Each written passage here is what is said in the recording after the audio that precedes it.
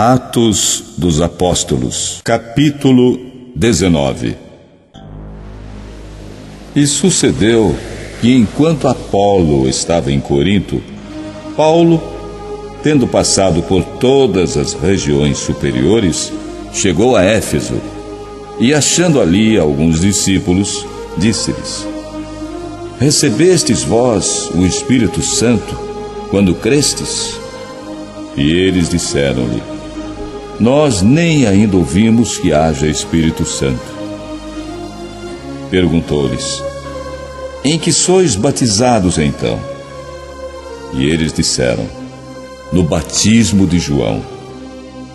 Mas Paulo disse: Certamente João batizou com o batismo do arrependimento, dizendo ao povo que cresce no que após ele havia de vir, isto é, em Jesus Cristo. E os que ouviram foram batizados em nome do Senhor Jesus. E impondo-lhes Paulo as mãos, veio sobre eles o Espírito Santo, e falavam línguas e profetizavam. E estes eram, ao todo, uns 12 homens. E entrando na sinagoga, falou ousadamente por espaço de 3 meses, disputando e persuadindo-os acerca do reino de Deus. Mas, como alguns deles se endurecessem e não obedecessem, falando mal do caminho perante a multidão, retirou-se deles e separou os discípulos, disputando todos os dias na escola de um certo tirano. E durou isto por espaço de 2 anos, de tal maneira que todos os que habitavam na Ásia ouviram a palavra do Senhor Jesus, assim judeus como gregos. E Deus, pelas mãos de Paulo, fazia maravilhas extraordinárias, de sorte que até os lenços e aventais se levavam do seu corpo aos enfermos, e as enfermidades fugiam deles, e os espíritos malignos saíam. E alguns dos exorcistas judeus ambulantes tentavam invocar o nome do Senhor Jesus sobre os que tinham espíritos malignos, dizendo: Esconjuro-vos por Jesus a quem Paulo prega. E os que faziam isto eram 7 filhos de Seva, judeu, principal dos sacerdotes. Respondendo, porém, o espírito maligno disse: Conheço a Jesus e bem sei quem é Paulo, mas vós quem sois? E saltando neles o homem que tinha o espírito maligno, e apoderando-se de todos, pôde mais do que eles, de tal maneira que nus e feridos fugiram daquela casa. E foi isto notório a todos os que habitavam em Éfeso, tanto judeus como gregos. E caiu temor sobre todos eles, e o nome do Senhor Jesus era engrandecido. E muitos dos que tinham crido vinham confessando e publicando os seus feitos. Também muitos dos que seguiam artes mágicas trouxeram seus livros e os queimaram na presença de todos.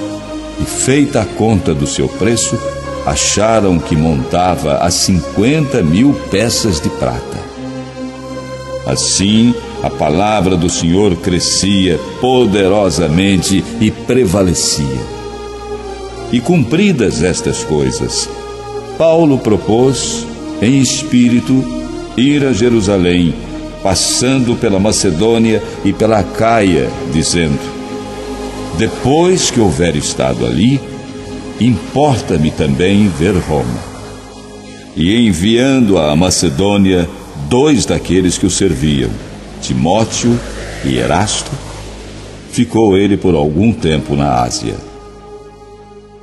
E naquele mesmo tempo, houve um não pequeno alvoroço acerca do caminho, porque um certo ourives da prata, por nome Demétrio, que fazia de prata nichos de Diana, dava não pouco lucro aos artífices, aos quais, havendo-os ajuntado com os oficiais de obras semelhantes, disse: Senhores, vós bem sabeis que deste ofício temos a nossa prosperidade.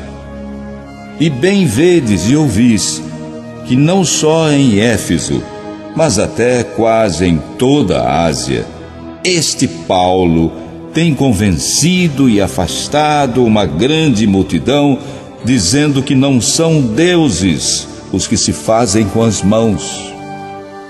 E não somente há o perigo de que a nossa profissão caia em descrédito, mas também de que o próprio templo da grande deusa Diana seja estimado em nada, vindo a ser destruída a majestade daquela que toda a Ásia e o mundo veneram. E ouvindo, encheram-se de ira e clamaram, dizendo: Grande é a Diana dos Efésios. E encheu-se de confusão toda a cidade, e unânimes correram ao teatro, arrebatando a Gaio e a Aristarco, macedônios, companheiros de Paulo na viagem. E querendo Paulo apresentar-se ao povo, não lhe o permitiram os discípulos.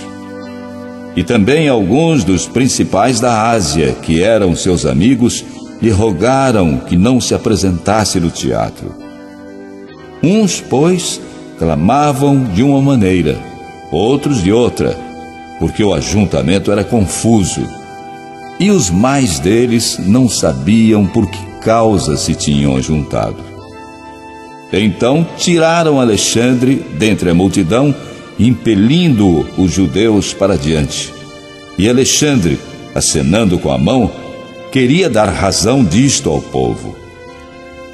Mas quando conheceram que era judeu, todos unanimemente levantaram a voz, clamando por espaço de quase 2 horas: Grande é a Diana dos Efésios.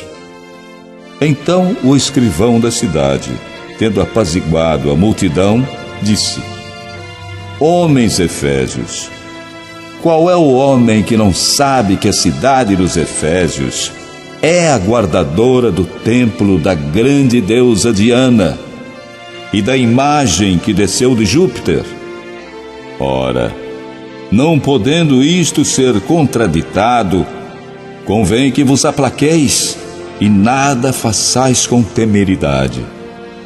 Porque estes homens que aqui trouxestes nem são sacrílegos, nem blasfemam da vossa deusa. Mas, se Demétrio e os artífices que estão com ele têm alguma coisa contra alguém, há audiências e há procônsules, que se acusem uns aos outros, e se alguma outra coisa demandais, averiguar-se-á em legítima assembleia. Na verdade, até corremos perigo de que por hoje sejamos acusados de sedição, não havendo causa alguma com que possamos justificar este concurso. E tendo dito isto, despediu a assembleia.